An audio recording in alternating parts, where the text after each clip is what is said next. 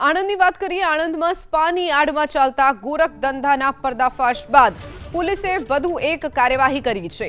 80 foot road પર આવેલ ગોવર્ધન એપાર્ટમેન્ટમાં પોલીસે દરોડા પાડ્યા, જ્યાં સ્પામાં કામ કરતી થાઈલેન્ડની 11 યુવતીઓ સહિત 14 યુવતીઓની પોલીસે અટકાયત કરી છે।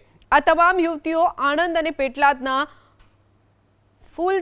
કુલ 4 નાના થાઈ સ્પામાં કામ કરતી હતી। સ્પામાં કામ કરતી યુવતીઓ ગોવર્ધન એપાર્ટમેન્ટના ફ્લેટમાં રહેતી હોવાની બાતમી મળી હતી, જે આધારે પોલીસે સર્ચ ઓપરેશન હાથ ધર્યું। ગઈકાલે 100 ફૂટ રોડ પર આવેલા સ્પામાં પોલીસે દરોડા પાડી મેનેજર સૂરજ આચાર્ય સહિત 2 યુવતીઓની અટકાયત કરી હતી, જ્યારે સ્પાનો ફરાર સંચાલક જય પટેલ અને મોહસિન નરસિંદાની શોધખોળ શરૂ કરવામાં આવી છે। તો આણંદના આ દ્રશ્યો છે। આણંદમાં સ્પામાં કામ કરતી 11 યુવતીઓની ધરપકડ કરી લેવાઈ છે, તો બીજી તરફ જે સ્પાના બંને સંચાલકો છે તેઓ હાલ ફરાર થઈ ગયા છે।